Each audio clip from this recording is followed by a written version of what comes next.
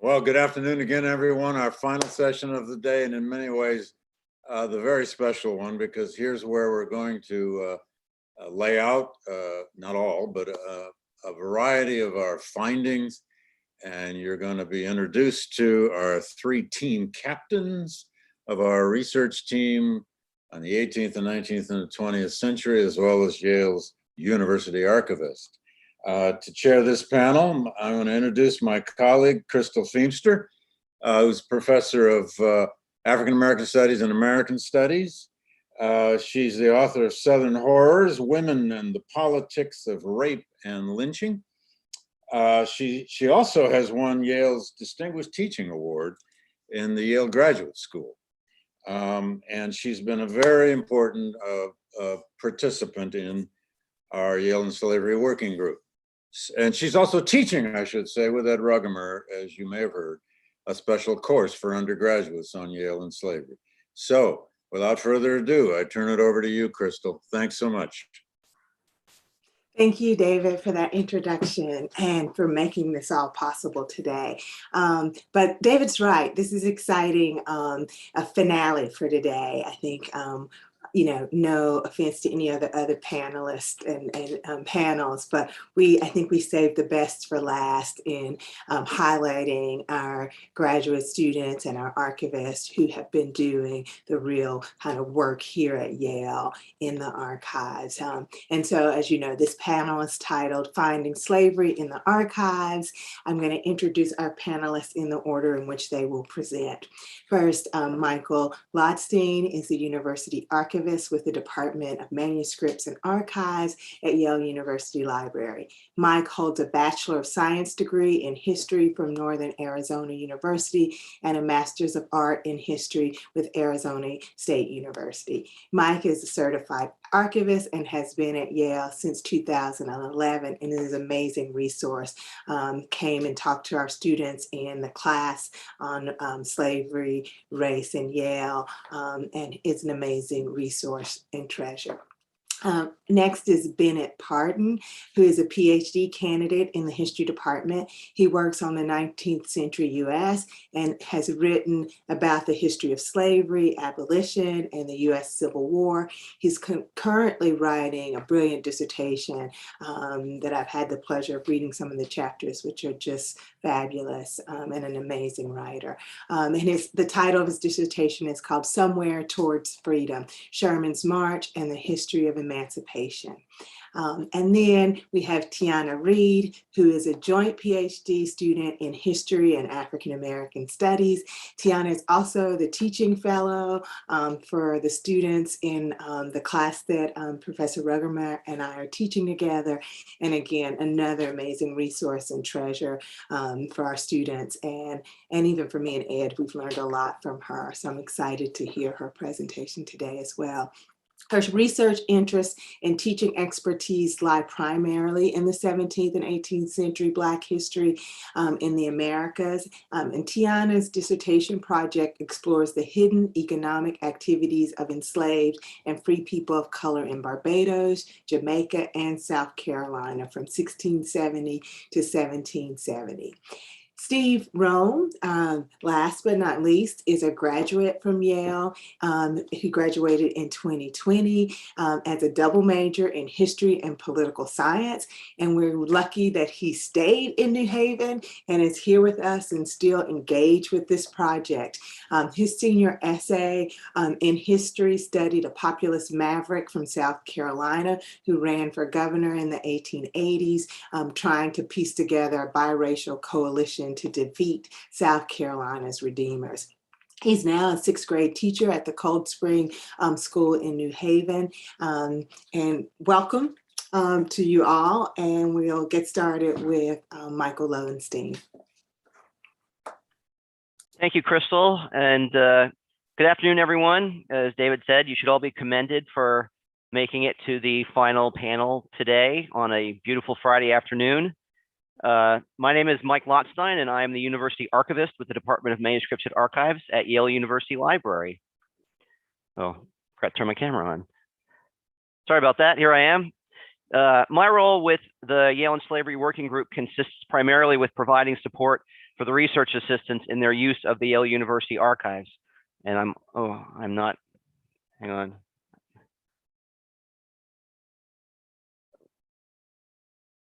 I need to share my screen too, apologies.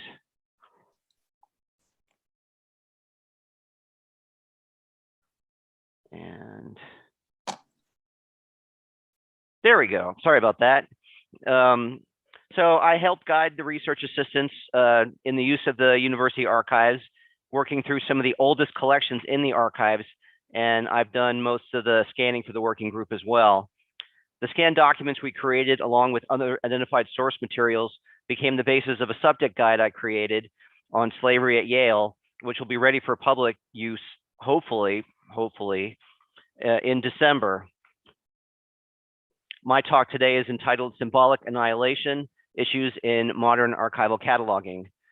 I'm going to start by quickly throwing up this slide to provide some context for the term symbolic annihilation, which is loosely defined as the absence of representation in the media based on race, gender, sexual orientation, or socioeconomic status as a means of maintaining social inequality.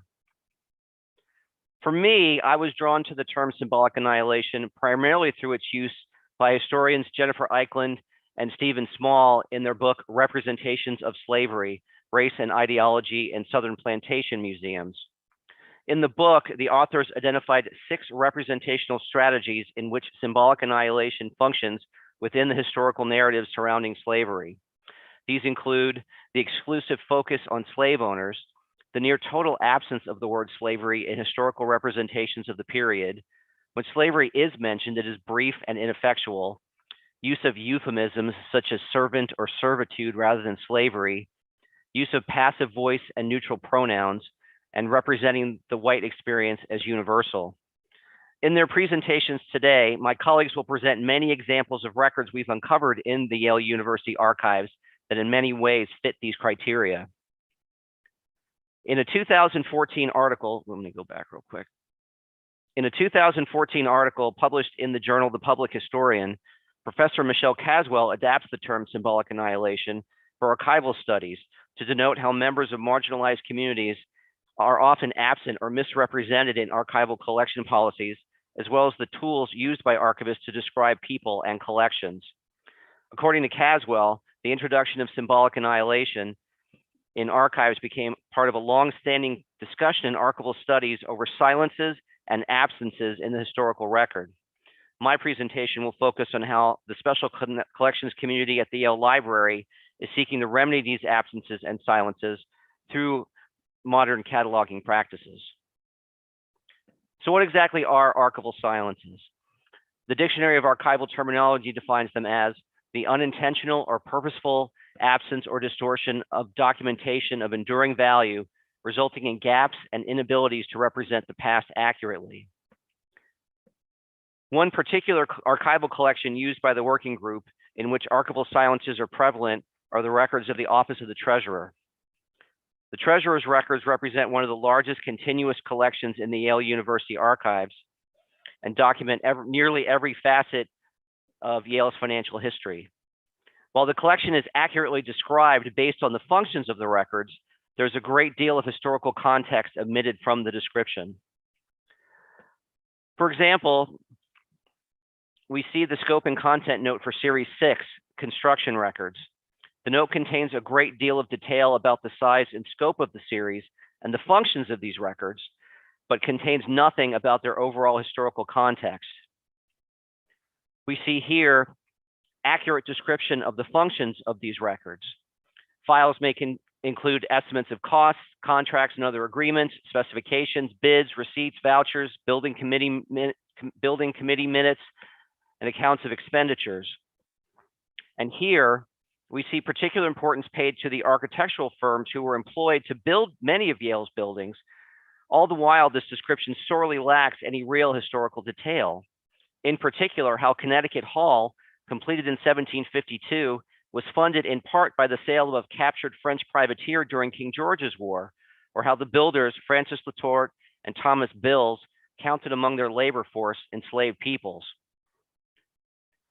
So how are steps being taken to correct these silences in our collections? In Manuscripts and Archives, for example, the department has updated its collection development policies to both acknowledge that these silences exist and describe how the department is working to update its practices. Here at the top, we have enhance, correct, and highlight description about our collection material. And at the bottom, which reads, create a workflow for staff members to suggest revisions to collection descriptions to make those descriptions more inclusive, accurate, and useful to researchers. Another way the special collections community is seeking to end silences is within the finding aids published on Archives at Yale. At the bottom of each finding aid, patrons are encouraged to submit corrections to a particular finding aid. Within the submission form, you will see the instructions used recognizes that harmful or outdated language may exist in a finding aid's description that may be corrected. It's kind of small here, so I'm going to bring this out a little bit so you can see it. And it reads, please use the area below to report errors, omissions, or other issues in the description of this collection. Corrections may include misspellings, incorrect or missing dates, misidentified individuals, places or events, mislabeled folders, misfiled papers, pointing out or outdated or harmful language. It is also important to note that the Yale and Slavery Research Project website is another resource where users can recommend changes to Yale historical online resources. In addition to working to end archival silences and absences within its holdings, the practice of reparative archival description, or RAD, just a quick side note here, archivists love acronyms. So I think we'll see in this part of my presentation quite a few, and my colleagues out in the amongst the audience here would probably agree with me on that point. Reparative archival description is another modern cataloging practice being employed at the Yale Library. The Dictionary of Archival Terminology describes this as the remediation of practices or data that exclude, silence, harm, or mischaracterize marginalized people in the data created or used by archivists to identify or characterize archival sources. So how is this being done? The Library of Congress has partnered with libraries and archives across the United States to accept proposed changes to the Library of Catalog subject headings, the first volume of which was published back in 1914 via the Subject Authority Cooperative, or SACO.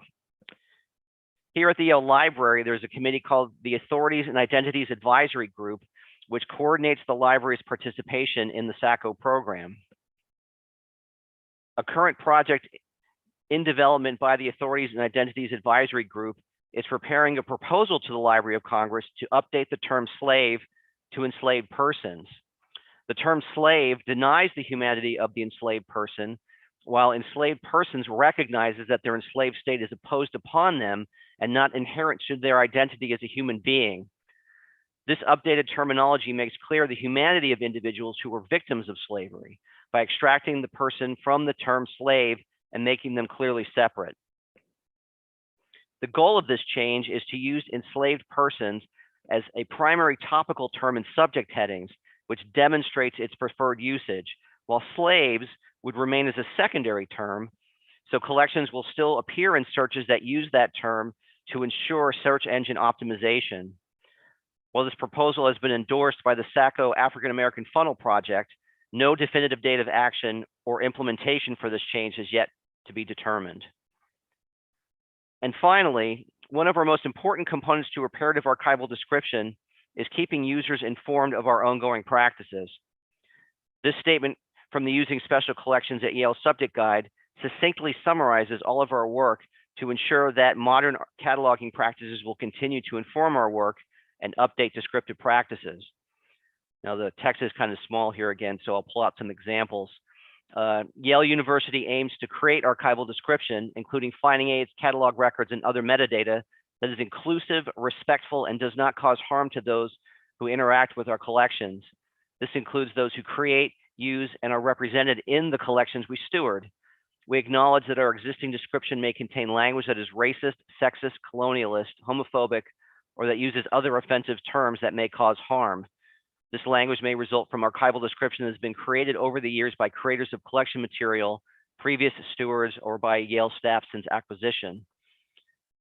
And another section reads, we believe that reparative archival description is iterative work, and we expect that descriptive language preferences and needed the preferences and needs will change over time.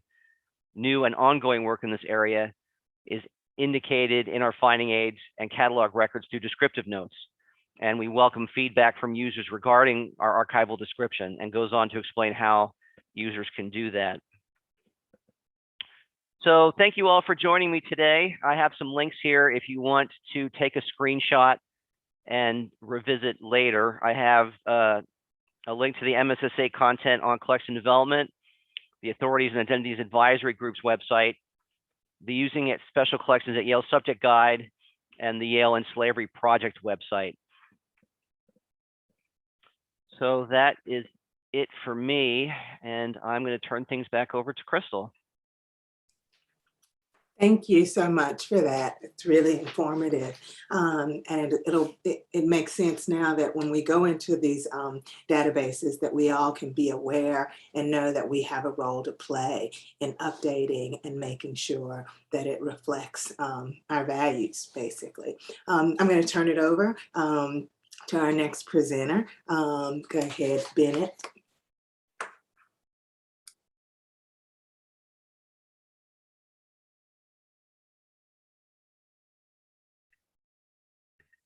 I'm sorry, I meant Tiana.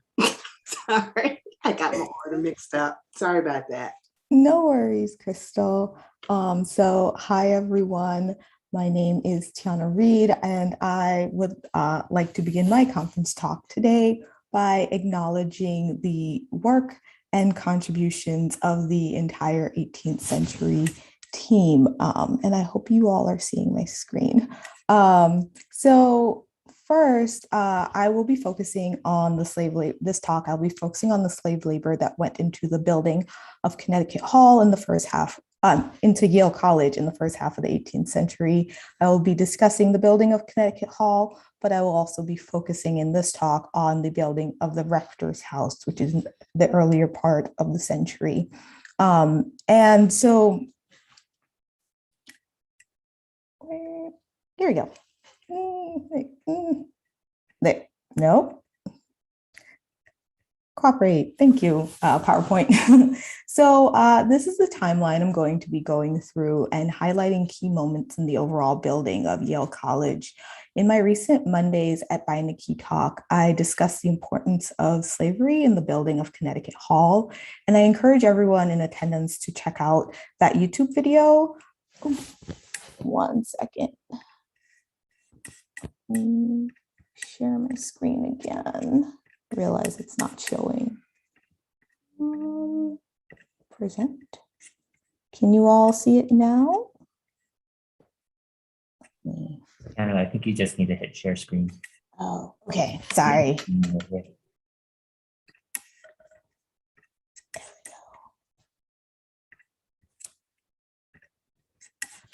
There we go. Sorry about that.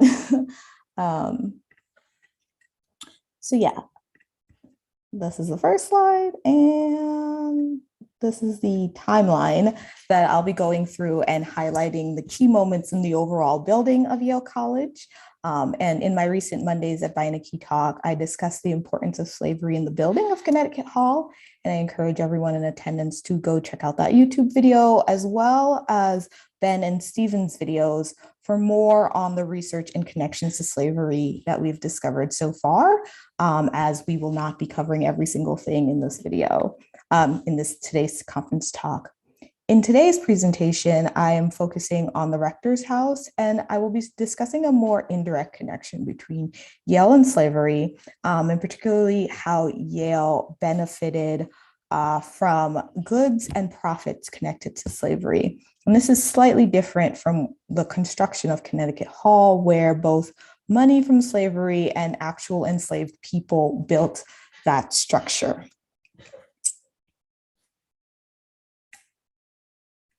So first, let's go back to October 9th, 1701, when the Colonial Assembly of Connecticut passed an act to erect the Collegiate School of Connecticut. This is the original name of Yale College prior to Elihu Yale's donation and the name change. The school was located in Saybrook, though there were no formal buildings dedicated exclusively for the use of the school. So that meant that early commencement ceremonies, for example, were held in the home of Reverend Mr. Thomas Buckingham, and students received their ecclesiastic education in the homes of rectors and tutors. And for those who don't know, the rectors were the primary instructors of the students, and the tutors supported the rectors in preparing the young men to become ministers. As time went on, there were debates amongst the trustees, the founding trustees, and the Collegiate School of Connecticut moved to New Haven in 1717, the reasoning being that the college had a better chance to grow and attract more students in New Haven than in Saybrook.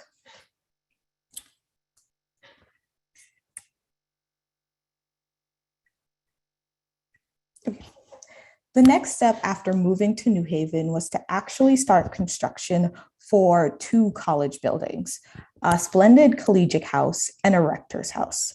Construction began in October 1717, and these were the only college buildings until the construction of Connecticut Hall some 30 years later. Physically building Yale College was crucial to the longevity and success of the institution. In the first half of the 18th century, the college was funded in a number of ways, including through Elihu Yale's donation, through duties and taxes from the Connecticut Assembly, grants from the Connecticut Assembly, and by public lottery, with portions of these funds going directly towards the three buildings and towards building maintenance. Connecticut Hall itself was funded by the 1747 lottery, and in 1720, the rector's house was funded by duties from rum from the West Indies. In 1721 and 1727, the Connecticut Assembly explicitly directed taxes from West Indies rum to the college. Rum from the Caribbean was produced by numerous enslaved Africans whose lives were routinely endangered and lost performing the brutal labor of harvesting and processing sugarcane into sugar, rum, and molasses. The 1721 impost, which was paid to the college in 1722, amounted to about 115 pounds. The 1721 Act directed this money exclusively to the building of the rector house. We currently don't have the amount of the 1727 impost, but these funds were used more broadly for the benefit and better support of the college. While 115 pounds from the 1721 impost may seem like a small amount, it would have gone far in the early days of Yale. Aside from Elihu Yale, Jeremiah Dummer, and James Fitch, the Connecticut Assembly was one of the largest donors to Yale College between 1701 and 1730. The 1721 impost was one of a handful of donations greater than 100 pounds. Additionally, if the 1727 contributions were a similar amount, from the receipts of the college for the commencement of the academic year 1726 to 1727, we know that the rector's salary was about 140 pounds, the tutor's salary was 65 pounds, and the total overall expenses were 315 pounds, 16 shillings, and 4 pence. So duties in 1727 around 115 pounds would have covered about a third of the college's expenses.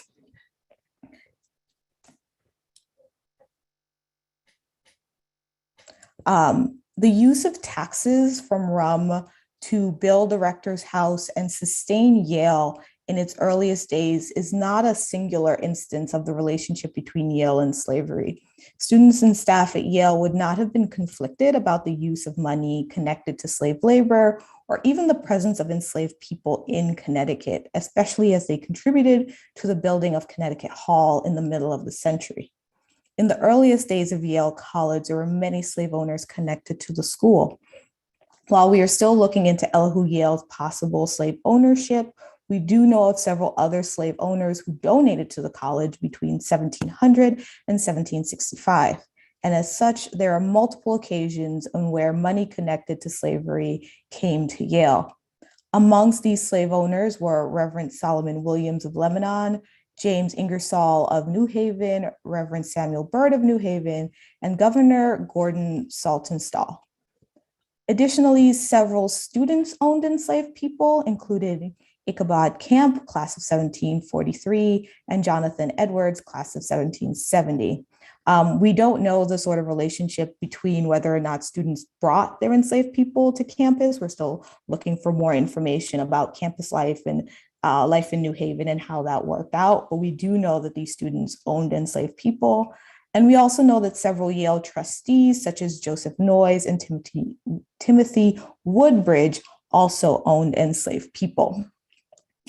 In the case of Connecticut Hall and Thomas Clapp's ownership of an enslaved man named George, we know that that enslaved man did work on Connecticut Hall. And so we know that he was present on the campus as well as other enslaved workers who built Connecticut Hall.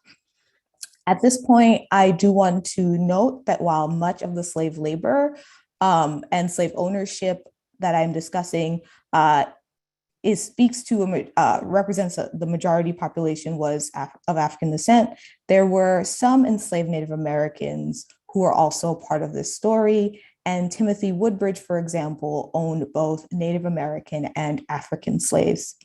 Thus, we see that slavery was always present and integral to the story of Yale College, that this Yale and Slavery Project is long overdue to reckon with the history and legacies of slavery at Yale, as well as to reckon with the history of slavery in New Haven and Connecticut. Uncovering the relationship between Yale and slavery has also uncovered the history of slavery as it relates to New Haven and Connecticut and slavery. The commerce between Connecticut and the West Indies was consistent throughout the 18th century. Returning to the public records of the colony in response to the Board of Trade and Plantations in 1730, and again in 1748 and 1749, Connecticut wrote, "The trade of the colony is but small. Horses and lumber are exported from hence to the West Indies, for which we receive in exchange sugar, salt, molasses, and rum." Even though the trade was listed as and described as small, the colony knew it could rely on rum duties to cover expenses and did so in 1721, 1727, and again in 1735, though the 1735 duties weren't directed at Yale. Additionally, the 18th century research team, myself among them, we've discovered that ships sailed directly between New Haven and the West Indies to islands such as Barbados and Jamaica, major sites of sugar, rum, and molasses production. On both sides of the Atlantic, in newspapers like the Barbados Mercury and in naval office records of New Haven dated into the 1780s, you can find ships leaving New Haven with goods that sustained slavery in the Caribbean and returning with goods and profits produced by enslaved African labor. Furthermore, in some cases, ships sailing both ways carried enslaved people. Slavery in the colony and later state of Connecticut was legal until 1848. Beginning with the enslavement of Native Americans, the first generation of large-scale Native American slavery occurred in the 17th century and came in the aftermath of the Pequot Wars, and then also in the aftermath of King Philip's War, before African slavery took off in the 18th century. In the aftermath of King Philip's War in particular, more than 2,000 Native Americans were forced into slavery and servitude as captives of war. And of those 2,000 or so individuals, a fourth of them were sold into slavery in the Caribbean and to Barbados in particular. Native American slavery paved the way for African slavery as New Englanders developed laws and practices that affected African and Indians alike. For example, in 1730, the Connecticut Assembly passed an act for the punishment of Negroes, Indians, and mulatto slaves for speaking defamatory words against white persons, which regarded and regulated enslaved Black and Indigenous peoples in the same manner.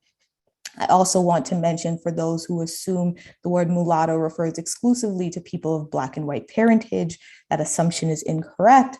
As in New England, the term also referred to people of Black and Native ancestry, and they could be enslaved on the basis of the status of either an African or Indigenous mother. Enslaving of Native Americans decreased as the 18th century went on. However, enslaved Native peoples faced a high risk of remaining slaves for life, and were not expected to return to a separate and autonomous existence, but rather to continue working for colonists and to obey English laws.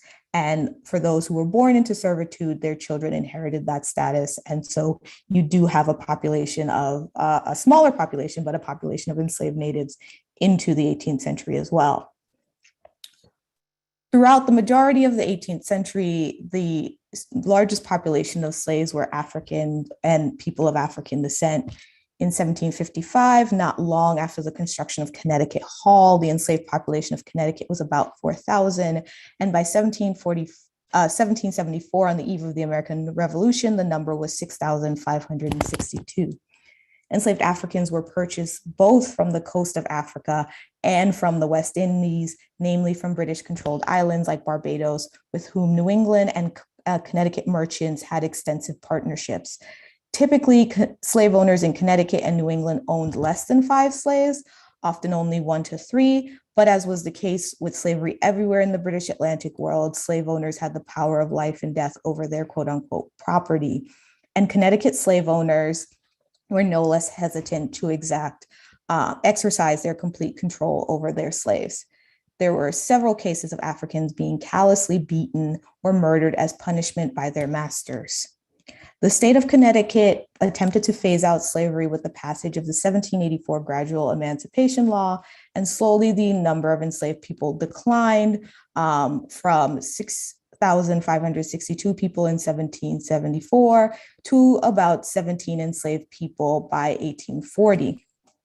Yale-affiliated slave owners were much like their counterparts in other parts of New England. Despite slave owners in Connecticut only having a few slaves, these enslaved people still represented large portions of their wealth.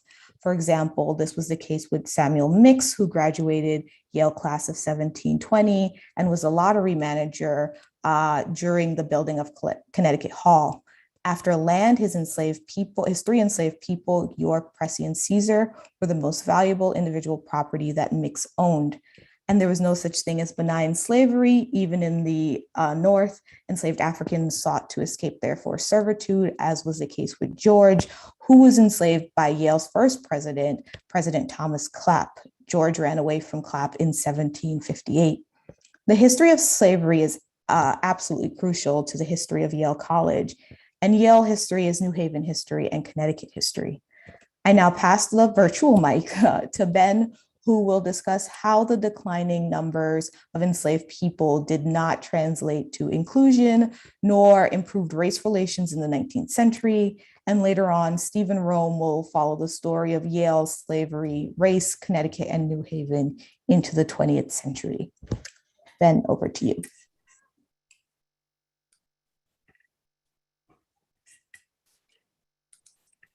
Tiana, thank you for that excellent talk. And we're going to let Ben take it.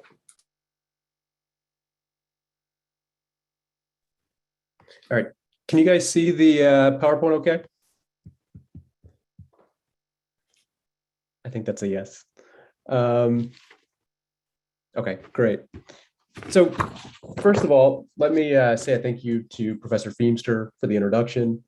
Thank you too to David, Michelle, Mike Moran, and others at the Yale and Slavery Project for inviting me to come and give a talk. And as was mentioned earlier, I've been working on the project for about a year now, focusing primarily on some of the 19th century research.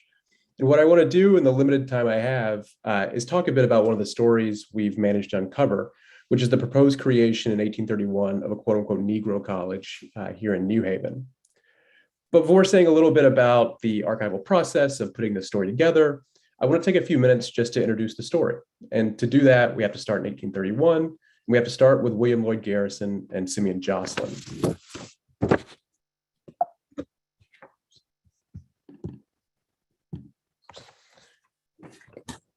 Simeon Jocelyn was a pastor at Temple Street Church, now Dixwell Congregational here in New Haven. He was a reformer, a member of a local anti-slavery society, and a real abolitionist. William Lloyd Garrison was then a little-known abolitionist and newspaper editor. He was not yet the most famous abolitionist in the country, outside of maybe Frederick Douglass. And in fact, his newspaper, The Liberator, was not even a year old at this point. Nevertheless, sometime in 1831, these two scheme up the idea of building a college for freed people of color here in New Haven. They quickly enlist the support of Arthur Tappan, who was a wealthy businessman and compatriot from New York, and someone who had real roots in a home here in New Haven. And they take their proposal to that year's meeting of the National Colored Convention, which was an annual meeting of important leaders of color. This year's committee included people like William Whipper, Samuel Cornish, James C. Pennington, and Robert Purvis, all of whom were important free Black leaders. And it just so happens that this was the inaugural convention, but it would be the first of many. And what you can see here, hopefully on the screen, or on the slide, is basically the general outline for the proposal. Jocelyn and Garrison and Tappan wanted to model the college on the manual labor system. You can think of it as a forerunner to Booker T. Washington's Tuskegee Institute in a way. It was a place for people to come and get a scientific education, an agricultural education, a practical education. And they wanted to basically break ground just as soon as they could raise about $20,000. And according to the group, they chose New Haven specifically for several reasons. First of all, they thought it was beautiful, a beautiful and well-suited place. It was apparently cheap in terms of both boarding and provisions. They thought the laws of Connecticut were friendlier to freed people than in other states. They thought too that the people of New Haven were humane and would support such a college. And they also thought that with Yale, there was already a, quote, scientific and literary character in the city that would support the college intellectually. And interestingly enough, as Tiana mentioned, they also liked the idea that New Haven had extensive economic ties to the West Indies. And they thought this might help turn the college into a hemispheric hub of Black learning for freed people from across the Atlantic. This was 1831, after all. The abolition of slavery in the British West Indies is about 2 years away, and the British abolitionist movement is already in full swing, and both Garrison and Jocelyn could see abolition coming. In response, the Colored Convention basically says, great. They think this is a wonderful idea, and they pledge their support. They start raising funds, and they promise to support the venture in whatever way they could. The issue was that both Jocelyn and Garrison severely misjudged the character of New Haven. Not long after word of the college had spread, on September 10th, 1831, a group of New Haveners convened a town meeting where the fate of the college essentially went to a vote, and it was voted down by a vote of 700 to 4. 700 opposed and only 4 in favor. And of the 4 who voted for it, one was Jocelyn himself. And because a group of opponents drew up a set of resolutions speaking out against the college, we actually have a pretty decent sense of why they opposed it. Most of these individuals, I should say, were Yale graduates, prominent New Haveners, and in some cases, men of real political standing. One was David Daggett, a Yale graduate who was instrumental in the founding of Yale Law School. You could say something similar about Isaac H. Townsend, Samuel Hitchcock, both of whom were important founders of Yale Law School. Regardless, the resolutions revolved around 2 specific arguments. One was more local in substance, the other more national. In their first resolution, the more local one, they argued in effect that New Haven already had institutions of learning, i.e. Yale, as well as a local women's school, and that to build a college for freed people here would be, quote, incompatible with the prosperity, if not the existence, of the present institutions of learning, and will be destructive of the best interest of the city. This, however, is a bit of a euphemism. From some of the other sources written by Jocelyn and others, it seems that what they were really suggesting was that bringing African Americans to New Haven would create more chances for, quote, amalgamation or race mixing, and this was something that they couldn't abide by. They also suggested elsewhere that all those Southern planters who sent their sons to Yale might take offense and withdraw their sons from the college. And not only that, but New Haven had strong economic ties to the South because of its horse and carriage industry, and they worried that to bring the college here might hurt the city's overall business interest.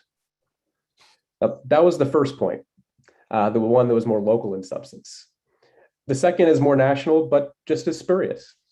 This is what they said. They argued that though slavery was basically dead in the state of Connecticut, it was still legal elsewhere in other states, and that to build a college here in New Haven would essentially signal a profound step toward emancipation that might incite enslaved people in slaveholding states into rebellion.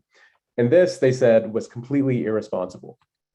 Connecticut may have passed their own gradual emancipation laws they were willing to acknowledge, but they nonetheless argued that citizens in non-slaveholding states still had an obligation to uphold slavery where it existed. This was their argument, and it seems that the city largely agreed, because as I said, the city voted to oppose the college by a margin of 696 votes. And with a vote, the idea of the college basically dies. Jocelyn, Tappan, and Garrison, and the members of the colored conventions try to revisit the issue and keep it alive for a year or two more, but all the momentum for the project basically dies out after the 1831 vote. And so fundamentally, the story of the 1831 New Haven Negro College is a story of a project that failed. It's a story of something that never existed in any formal way. And it's the story of something that existed only as an idea, a proposal, a dream, which created some pretty obvious challenges when it came to doing research. For instance, there were no artifacts, there was no physical building that we could go to. And because the entire lifespan of the college, or of the project, was really only about 2 months from September to October in 1831, it didn't leave all that much of an archival trace. Most of what we know about the project, in fact, comes from a single pamphlet that was carefully put together and preserved by Simeon Jocelyn himself. You can find this pamphlet in the Beinecke. It's online. It's hosted on our website as well. But what I learned working on the project is that archives don't have to be traditional in order to exist. Instead, they can be generational, they can be collaborative, they can live on in the heart of a community as well as they can deep down in the belly of the Special Collections Archive. For instance, we were able to do much of our work in part because the Yale Slavery and Abolition project, an earlier 2001 project, had already curated an archive for us. Their site and much of their research served as a launching pad for us and our project. And like our project, theirs was steeped in primary sources, which was an added boon to us. We also benefited immensely from Charles Warner, who's also working on the 19th century team, who's affiliated with Dixwell Congregational Church. Charles brought and still brings a wealth of local knowledge to the project and was very much our connection to the sometimes oral history of the college and how it's lived on here in New Haven. You could say the exact same about Joy Burns, who's also working on the 19th century here for the project. Joy is a real walking force of history and someone whose knowledge of New Haven and the community is immense. I had the pleasure of walking around with Joy in what felt like sub-zero temperatures in the Grove Street Cemetery way back when we first started the project, and I would recommend it to anyone.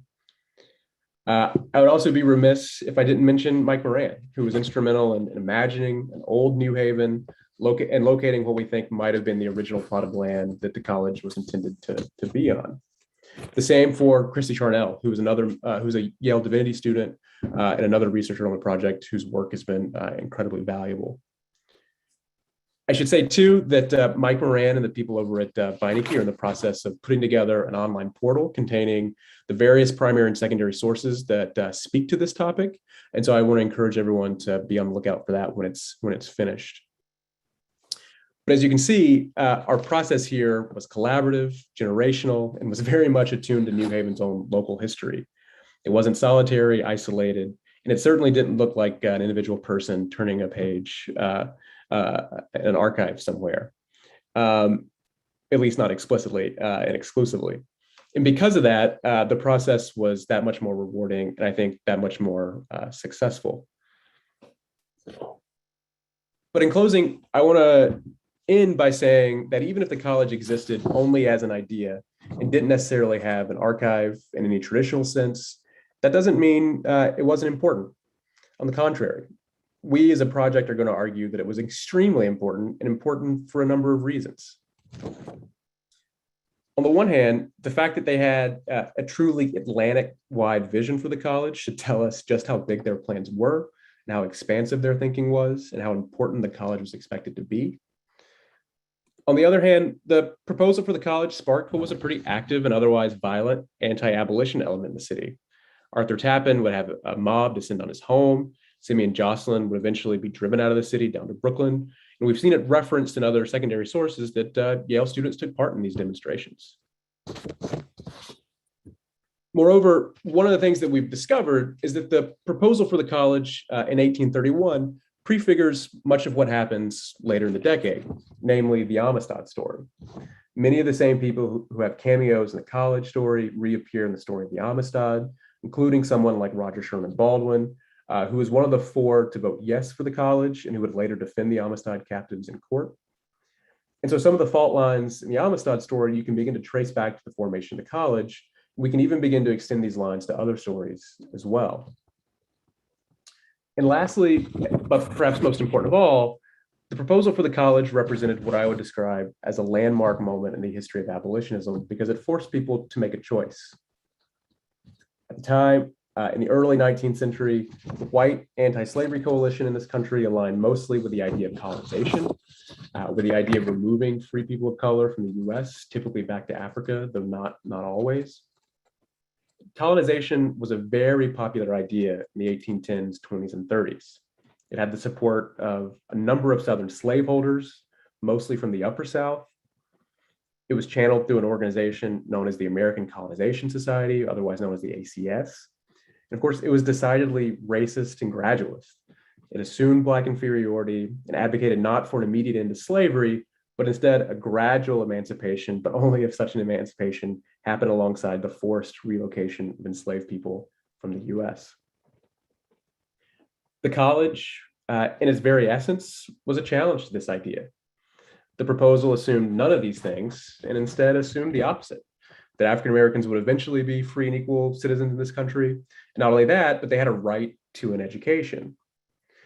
In that sense, all that the college represented served as a stark departure from what was the default position of many anti-slavery types, including many of the Yale faculty, people like Benjamin Silliman, Leonard Bacon, and others. And it forces colonizationists to confront their own racism and the limits of colonization as an idea or a program. And so even as just an idea, the 1831 college forces people to take a stand and make a choice about where they stood. African-American abolitionists, of course, had been saying all this for years. For the longest time, they had been baying against colonization, and it was their activism that was the real driving force in the turn against colonization. But I also think it's no coincidence that in 1831, that very same year, Garrison publishes his first edition of the Liberator, and no more than 2 years later, in 1833, Garrison, Tappan, and many of those same African-American abolitionists would meet in Philadelphia and found the American Anti-Slavery Society, a radical, interracial new organization that expressly condemned slavery and demanded its immediate abolition, the first of any such organization in American history. So again, even as just an idea, the New Haven Negro College forced people to make a choice, to stick with colonization or to imagine something more.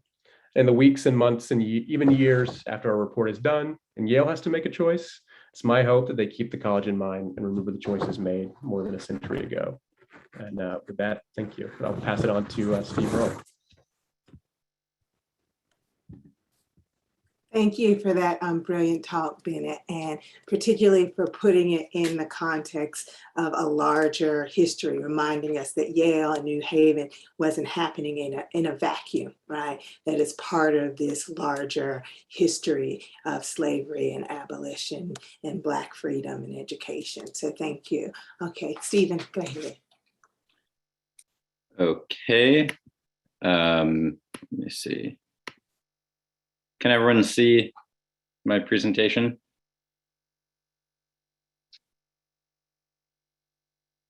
I'll take your silence as a yes. All right, well, thank you so much and good afternoon.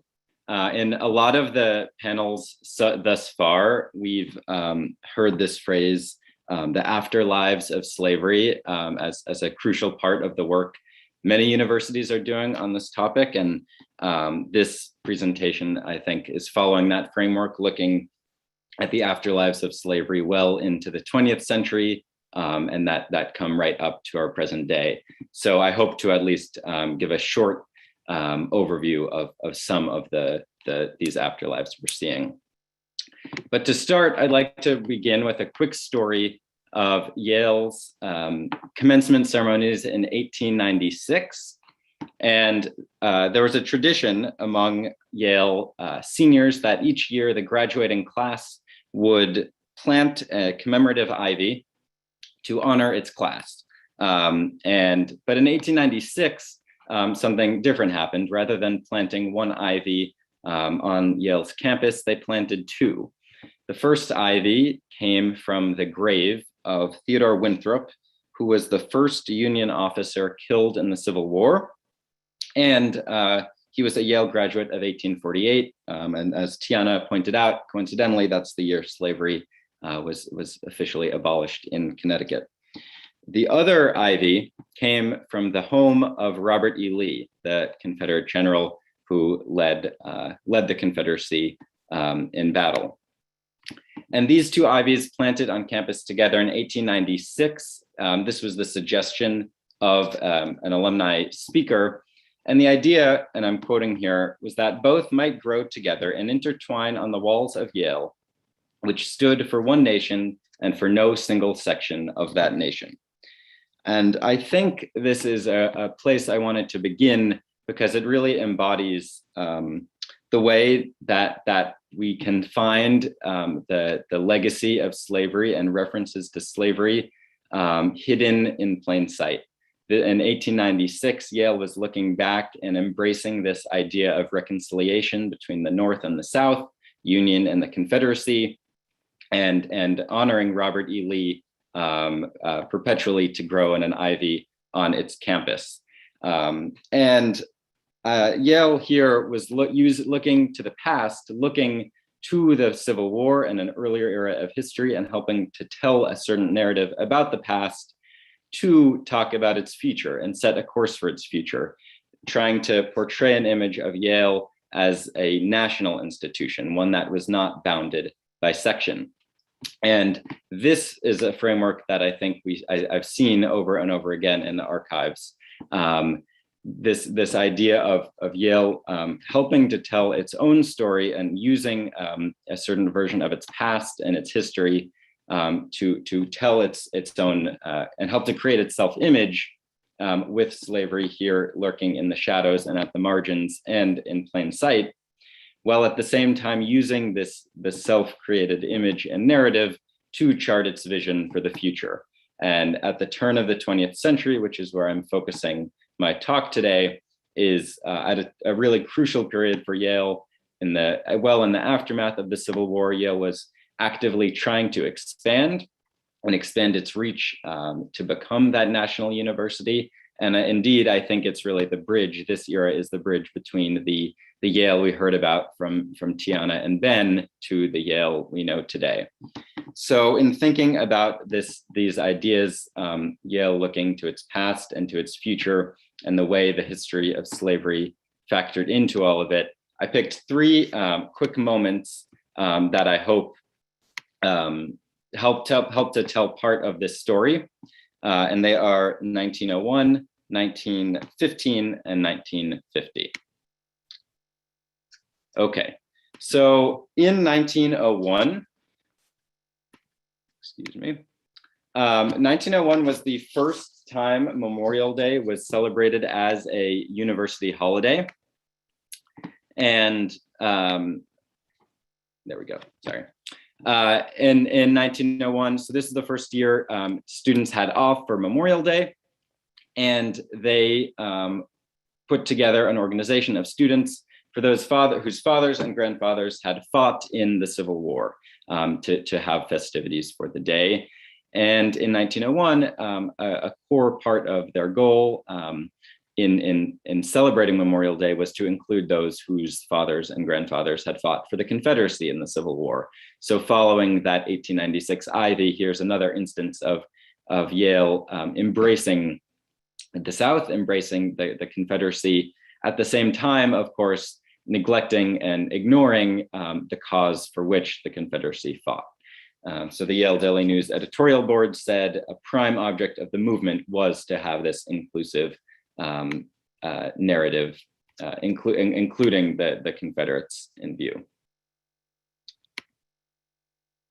Also in 1901, Yale was celebrating its 200th birthday, and the Bicentennial had many celebrations and speeches. It was a big event, and it's clearly one of these moments, as I was talking about Yale forging its own collective memory, of Yale looking to its past and helping to carve out a narrative that would propel it into the next century.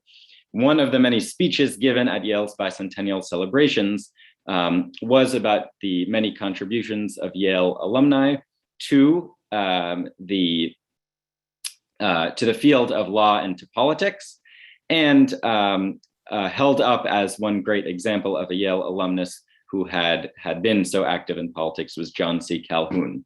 We know Calhoun today, of course, as the infamous defender of slavery on the floor of the United States Senate, slavery as a positive good, vice president, among many other roles. But here in this speech on Yale's bicentennial, Calhoun was held up as a great icon of Yale and representative of Yale, and yet we don't even see slavery mentioned at all. So the speaker here referred to Calhoun as, quote, strong and keen in intellect, upright in character, determined, tenacious, and indefatigable. And I think it just bears repeating what Mike Lotstein was saying to start us off today in this panel, this idea of the history of absence and finding absences in the archives. It's not mentioned what Calhoun was tenacious and indefatigable for. So these are just two of many other examples, even in 1901, of this trend of reconciliation and papering over Yale's ties to slavery in the past. But I'll move now to 1915, because in 1915, we see this idea of healing etched into stone in Yale's Civil War Memorial.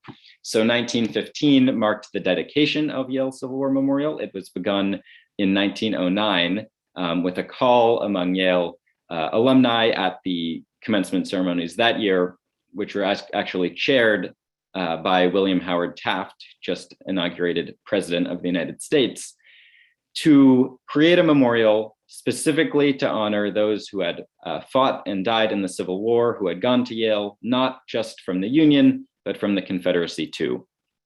This Civil War Memorial was put right in the heart of campus, where the Schwartzman Center now lies, the Woolsey Hall Rotunda.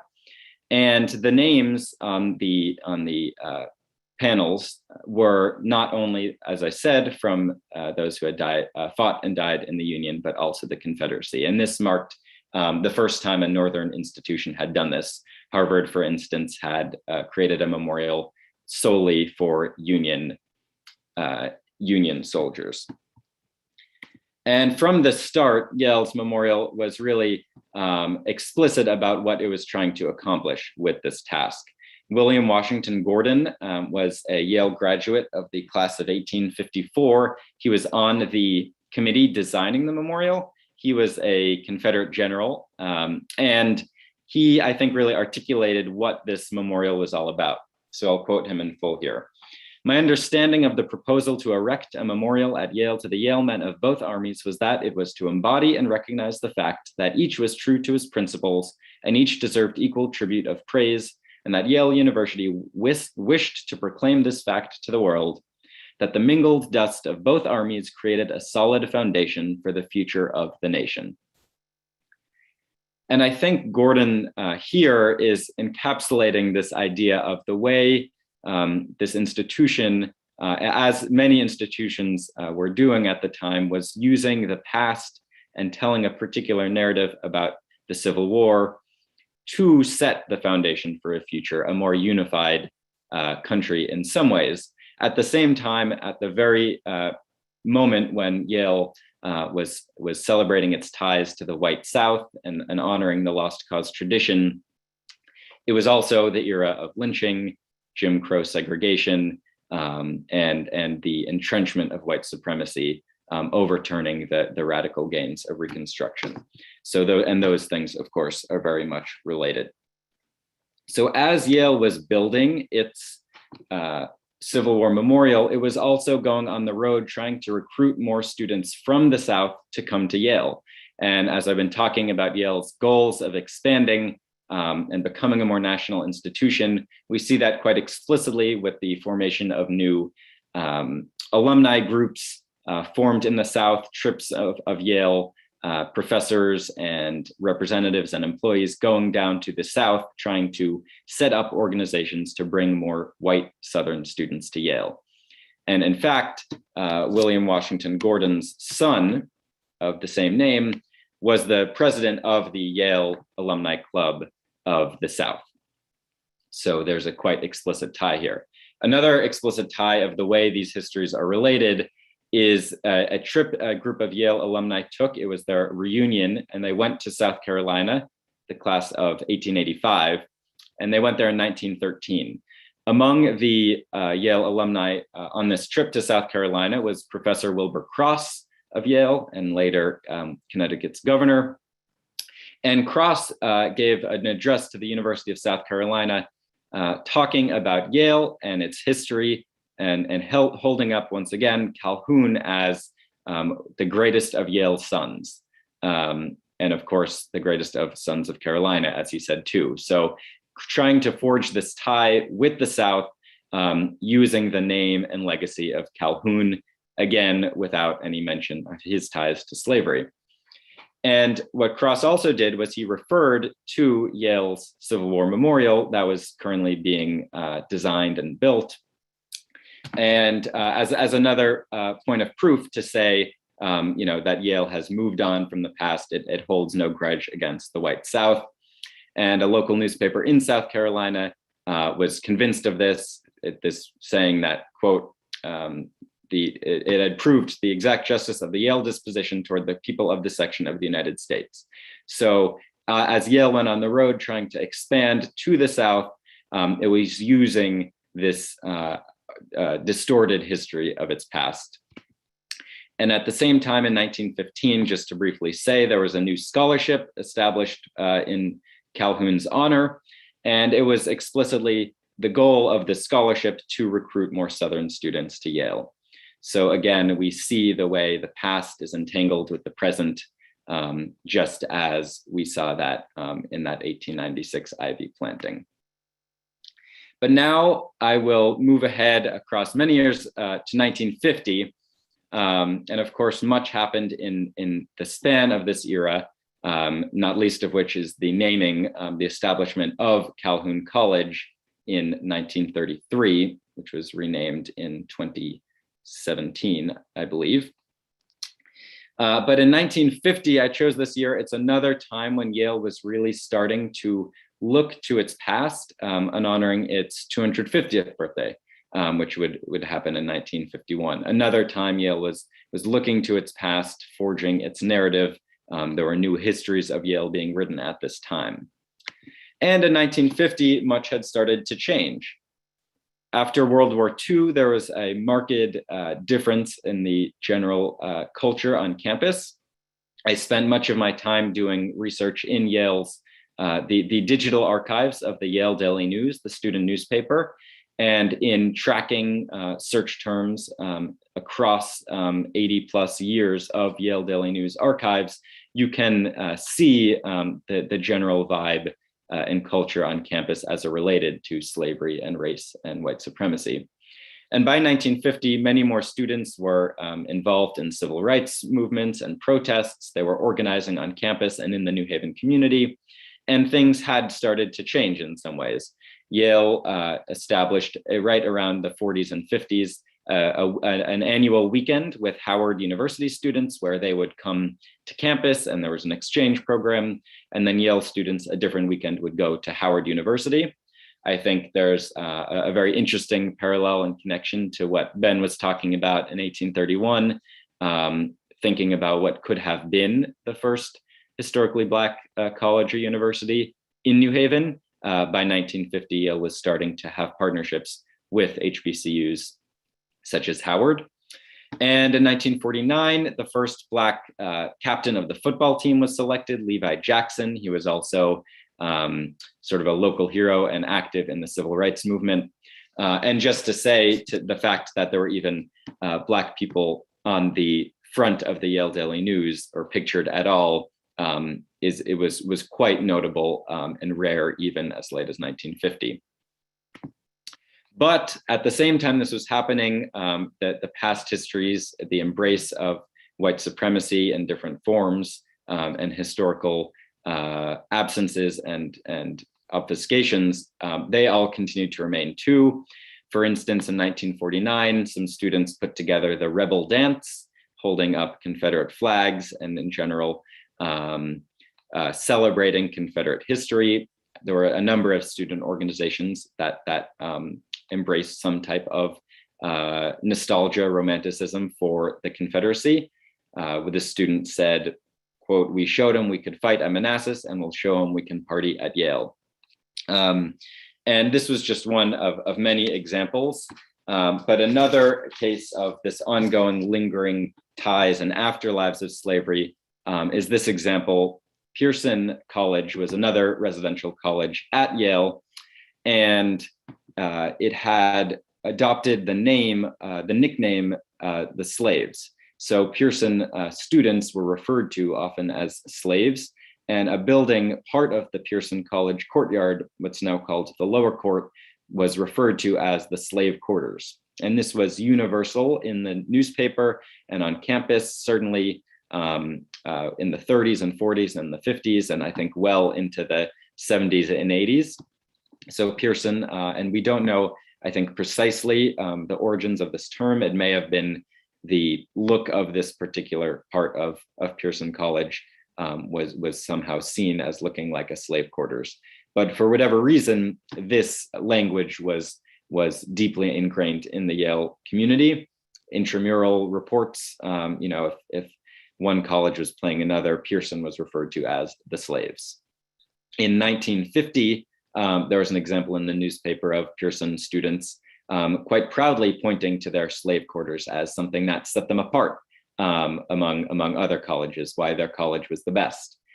And below we see a masthead of a weekly newspaper from Pearson College, written by and for those students. And it was called The Weekly Slave. And you can see in this masthead and other iterations of it, this one coming from 1938, the imagery speaking for itself. And in 1952, I would say there are many other instances of this, I think, latent and also blatant white supremacy still bubbling up on campus all the time. Right around the time of the integration in Little Rock, Arkansas, a cross was burned in Silliman's courtyard, another residential college. And interestingly, the reaction of Yale leadership at that point was really to basically say, well, this was maybe a silly prank, and we don't really agree with it, but also we're not taking it too seriously. It was just a joke. So that says from the level of both the students and the leadership, their mindset at that time.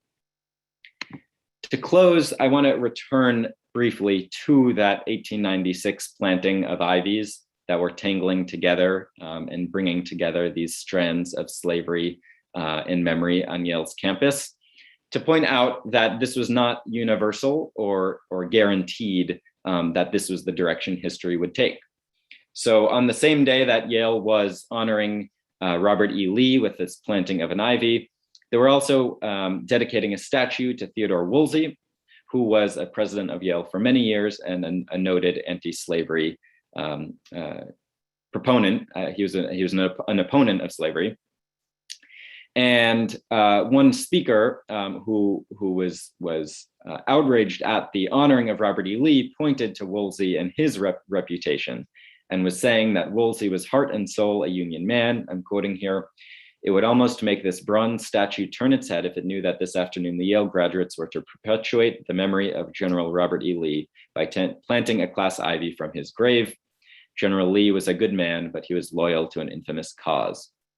So this was happening at the very same time that ivy was being planted. And I think it points out that even when the dominant strand of politics or memory is going in one direction, there were always people who were protesting and standing in the way. In this case, it was this reverend who was outraged at the planting of Lee's ivy. And I think we often talk about people being the product of their times, and I think it can sometimes be used as an excuse for the wrongs that have been committed in the past.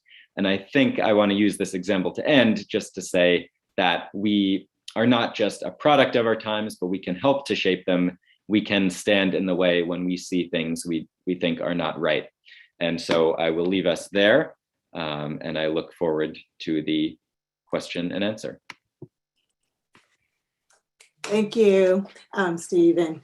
We have a bit of time here for some Q&A, and we do have some questions, so let's get in. We'll start with Earl Ross has actually put a few questions in, and his first question is, within the context of archival description, how is harm, silenced, etc. defined? What will be the process for approving suggestions, changes? Will there be a process for regular review to comport with current trends? This is obviously for you, Michael. That's a good question. The term silences I defined in my talk. It's something that exists in the Dictionary of Archival Terminology, but the term harm is not. I think that as a profession, archivists have tended to define harm within the confines of their local institutions. This is done generally through a statement, like I had a copy of Yale Library statement on harmful content in my presentation. Either a statement of harmful content in archival collections, or a statement on harmful language in archival description.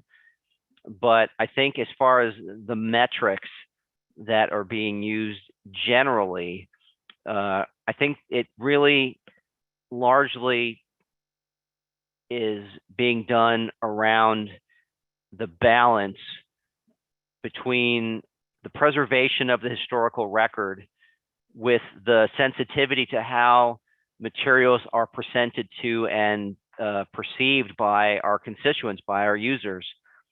So I think in general, that's really kind of the guidelines that are being done. But I think if you're looking for more specific answers, I had a link to the Authorities and Identities Advisory Group website from here at the Yale Library. If you wanted to forward that on to them, I think they can give you a much more in-depth answer to that. Thank you, Michael. And then there's a couple of questions for you, Bennett, around the Negro College. And I'm going to start with Christine Pitsley. She says, I'm curious if you might talk about what you found regarding the Black community's participation in the planning and discussion around the Negro College. Great. Thanks for that question. Maybe 2 points to make. One is that, I said that the college kind of dies in 1831 after the vote, but that's not entirely true in the sense that Tappan, Garrison, Jocelyn, as well as the members of the Colored Convention, try to keep it alive for maybe 1 to 2 years, but it really kind of sucks all the momentum out of the project in 1831.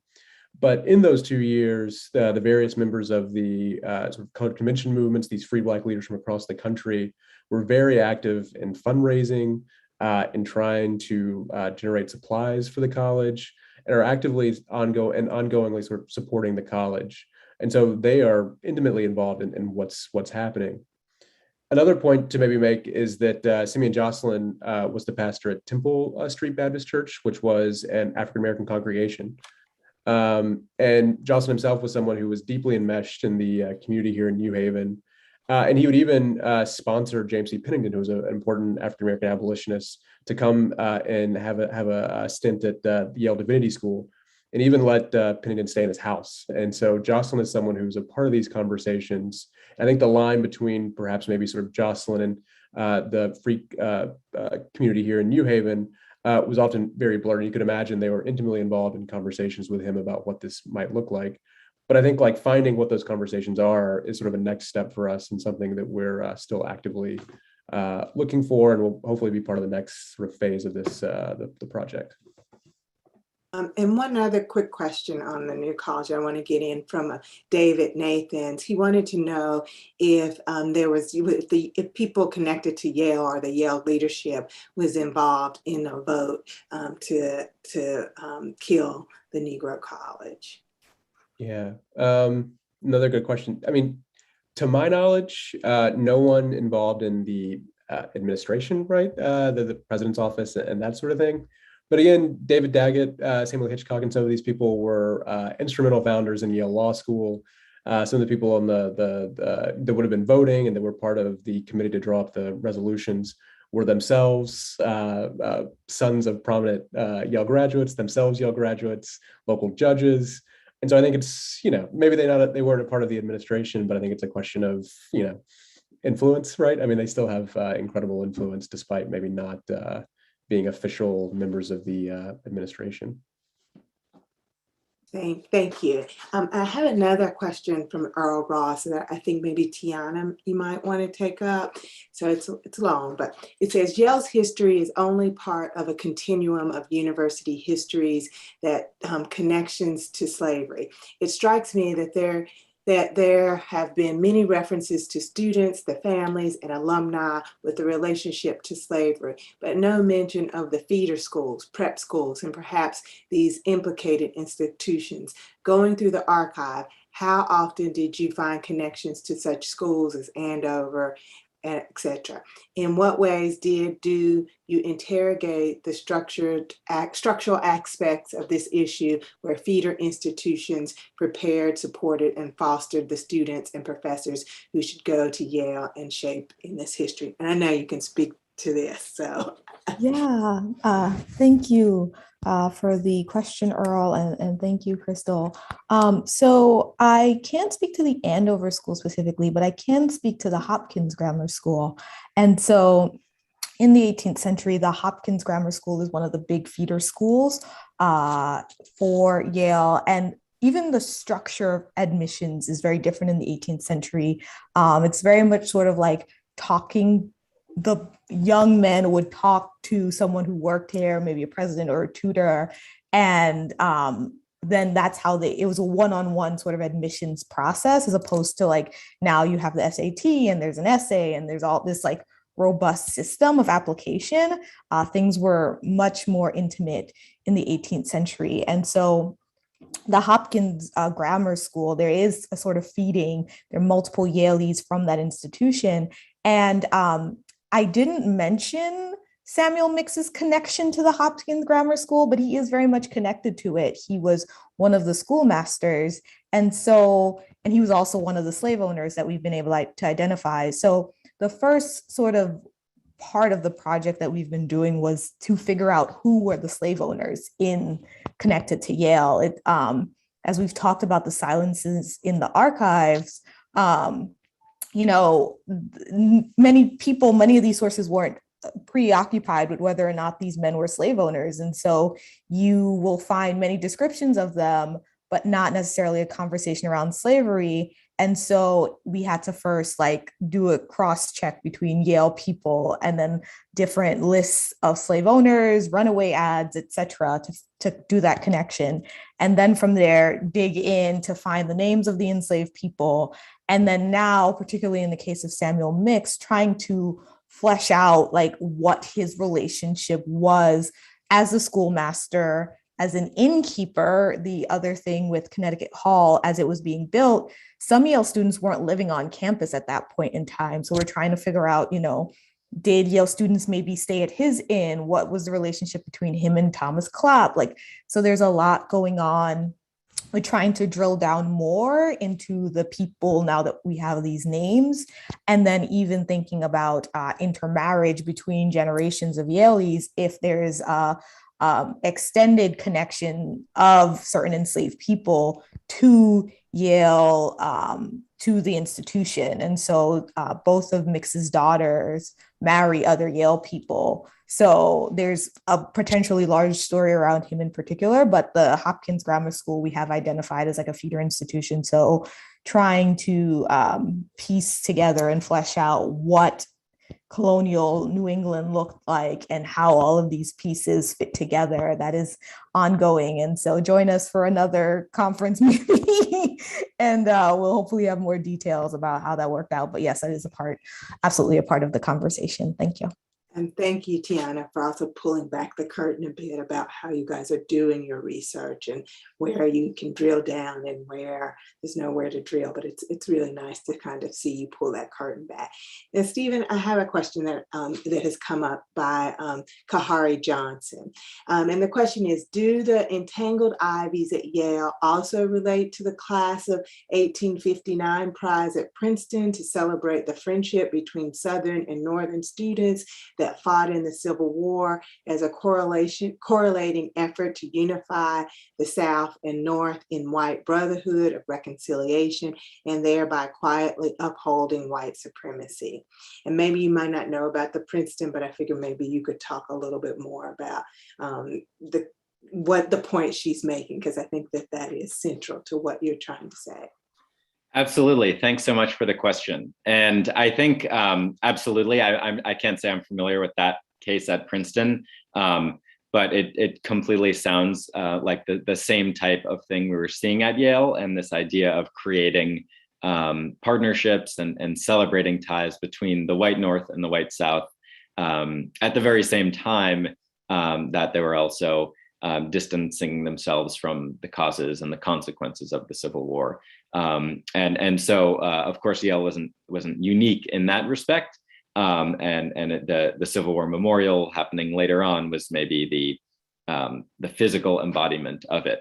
Another note to say was that, and Ben touched on this in his presentation, but that there were quite strong ties between the South and Yale in particular, even before the Civil War, and as the carriage industry was one really strong component of that. But South Carolinians would often come to New Haven for a summer resort and beach town, and the ties were really strong, and many times Yale had very high numbers of South Carolinians, in part also from the ongoing legacy of Calhoun. So just to say that there are many instances of these ties and partnerships, whether before or during or after the Civil War.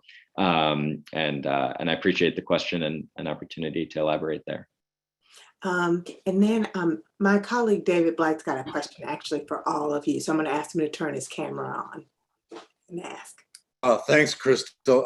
I'll make it quick. Well, first of all, I just want to say to the audience, now you know why some of us are grateful to teach at Yale, because we get to work with people like this. Really. Tiana, so much of your work is following the money. How do you do that?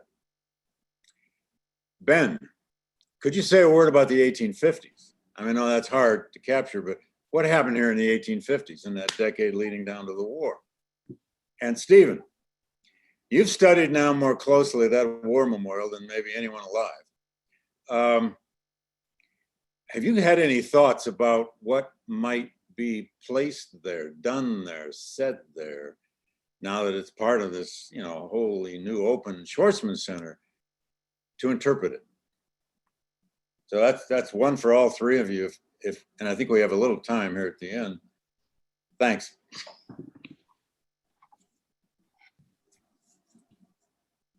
I can go first.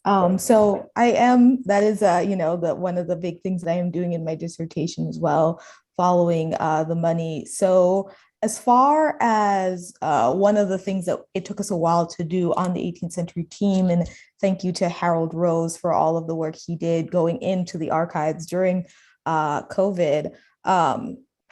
So we had to go through the treasurer's records and those papers. And as Michael Lotstein has said previously, they don't really refer directly to slavery. They're just numbers and, comments about the buildings and things like that. So first we needed to really have a table of donors and to quantify that information. And then from there, we had another researcher going through lists of slave owners and trying to find all the slave owners of Connecticut.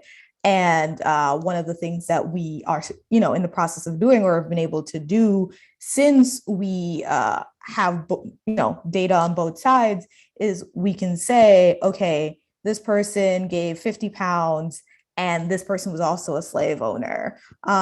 This person worked on Connecticut Hall and they also had, enslaved people, and we can go to their will and find out, the names of those enslaved people. And so by following really sort of the numbers, but also the names attached to those numbers, particularly of the Yale folks or the white men, we've been able to find enslaved people, free Black people, enslaved Native Americans. And so it's been a very piecemeal process of having to piece together the information, because it even in that moment, it was not the goal of people to record, pay attention to the enslaved.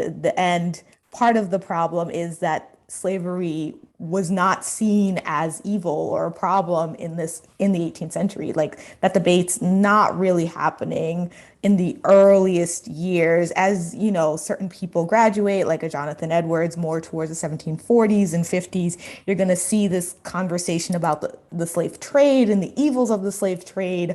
And then later on, you'll get into the evils of slavery.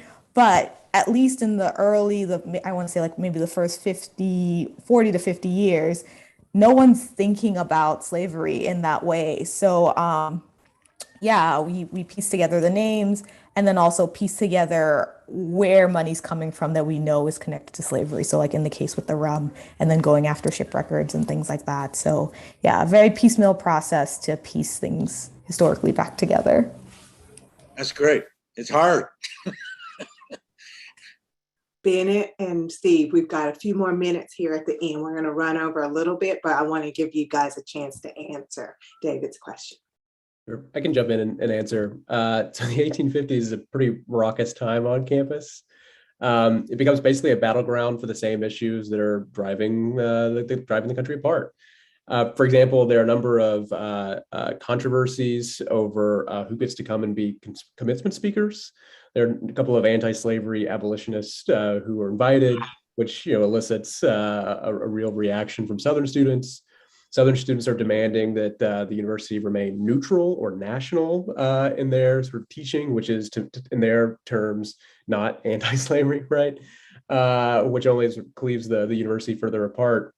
And then too, in the 1850s is when we begin to see anti-slavery become kind of a formalized sort of thing amongst Yale faculty members.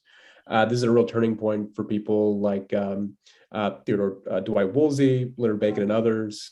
There are a couple of Rifles for Kansas meetings that happens in New Haven that Yale administrators attend. So the 1850s, again, is a microcosm of what's happening elsewhere. So yeah. Great. Thanks. And I guess just briefly on the question of the memorial, I think I've been informed and thinking a lot about this even just today, given some of the panels earlier, and particularly the talk about the University of Virginia and what they've been doing, and Frank Mitchell's ideas about monuments and what a monument can be. In terms of the memorial, the Civil War memorial now, I think at the very least, it should be something that when you walk through, you know what you are walking through. As a student not long ago, I had no idea.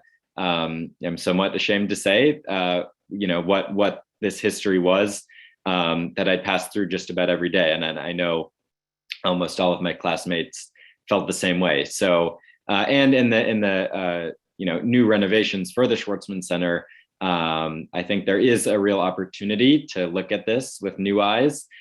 So far, it doesn't seem that has been done. And I know even some of the poetry that is part of the inscription on the monument is really fading from view. And I'm not sure what's been going on with that. But I do think one step would be thinking more about ways we can interpret that quite publicly and visibly, the way the University of Virginia speaker was referring to it, so you walk through and you can't not know what had happened there. And I think, of course, there's also opportunities for something completely new and creative new ways of thinking about this history and new memorials too. Thanks. And by the way, I don't know if you guys saw, there's a request here from Lois McMillan, who runs Teacher Institutes with the Gilder Lehrman Institute, runs them brilliantly, by the way. She wants to know if you three are available to speak to teachers. So we'll get back to her.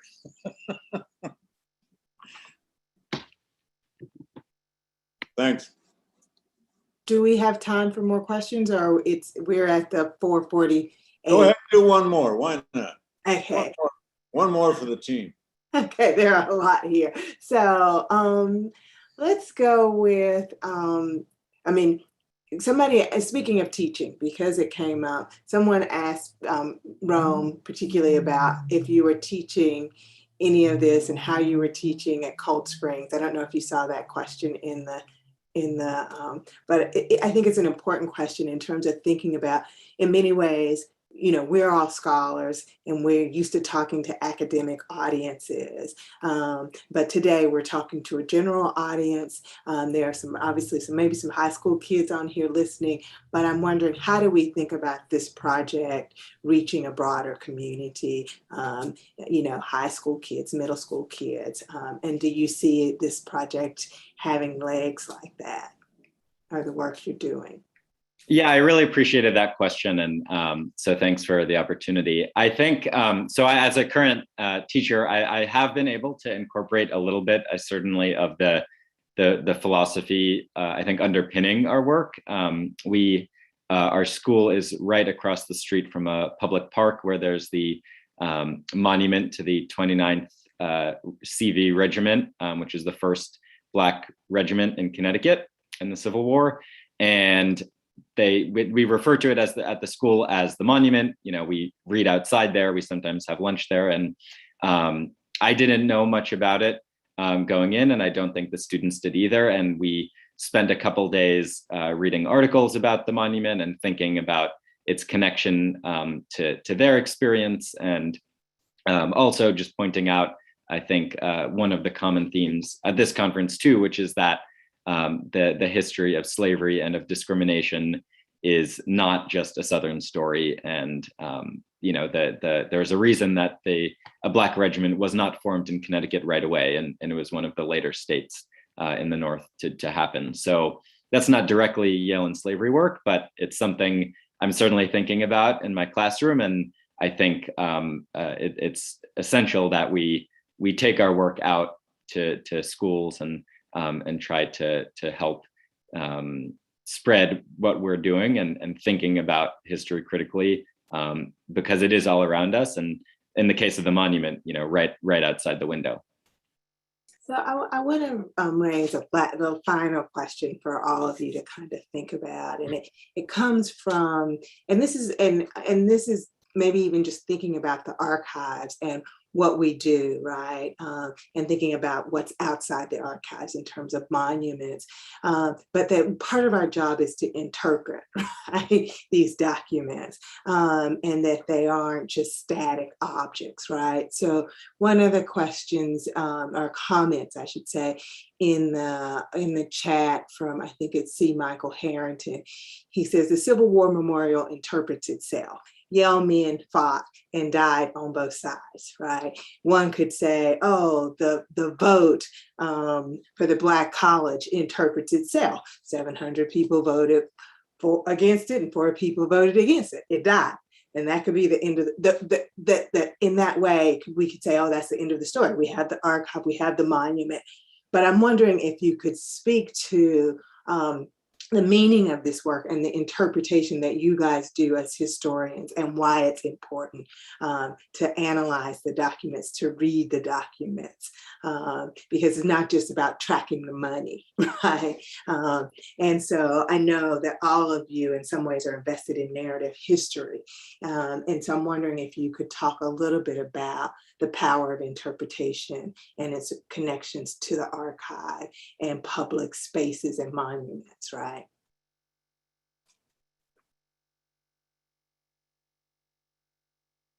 Well, I can say, as an archivist, when I get a new set of records that comes in, I mean, I'm not only looking to discern the function of those records, and how they were used by their creators, but what the historical context of those records are.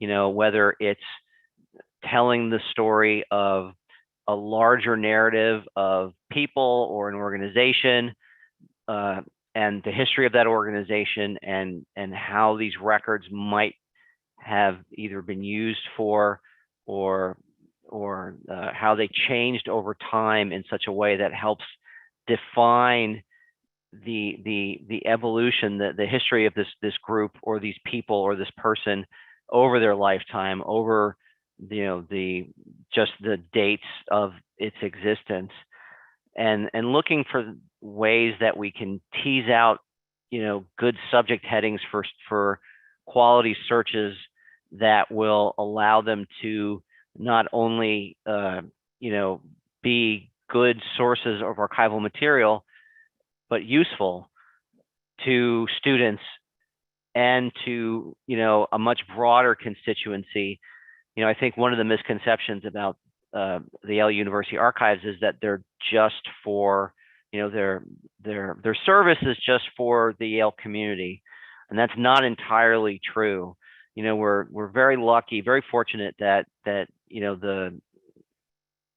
university allows for its history to be researched by people outside of the Yale community. In many cases, access to records that have kind of a warts and all approach, where you can, in some cases, you can see records like the ones that we used for the project that really show a side of Yale, and I think Steve really nailed it when he was talking about how during the late 19th and early 20th century, Yale was looking to its past to build not its history, but its self-image, its public image. So I think in a way, archives are meant to, be this kind of neutral site where people can look and draw their own conclusions, but it's up to me as the archivist to make sure that they have all the information available for them to use these records in such a way that they can, make the conclusions potentially that they're seeking to do.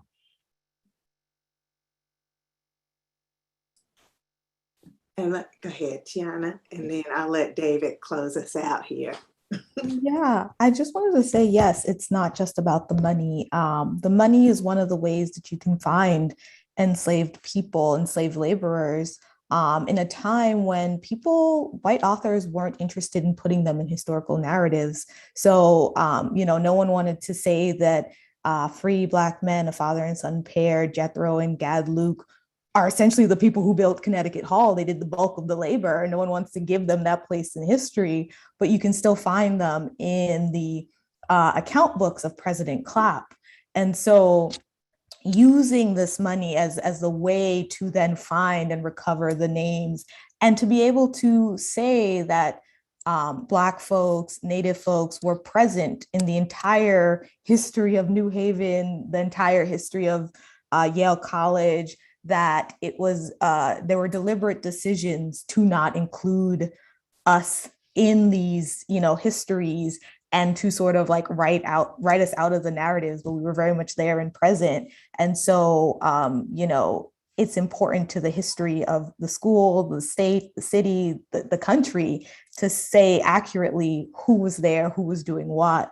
Because a lot of people still presume or run with the assumption that, Black folks haven't done anything. And it's a part of combating those kinds of narratives that are still impacting Black and Brown folks to this day, and being used and weaponized to try to hurt us and exclude us now and consistently. So yeah, I'd say it's definitely important to do the work of piecing together the narratives and then having, historically accurate conversations. Thank you. On that note, then I'm going to let David close us out, but I want to thank you all for doing this work, for your not just being in the archives and mining this information, but interpreting it and helping to make sense of it and sharing it with us. So thank you. Well, hey, Crystal, thank you. All these panels go too fast. Thanks, Steve, Ben, Tiana, Mike. Maybe we should get a very finely, keenly edited version of this panel and send it out to all American school boards. just a thought, just a thought. Anyway, thanks to everybody for coming today, and we will see you again tomorrow morning, bright and early at 9 a.m. for our session on Yale's art and iconography in relation to slavery and race. 3 sessions tomorrow, not 4. It'll be a much easier day. And thank you all for coming, and especially thanks to this panel. Great job, folks.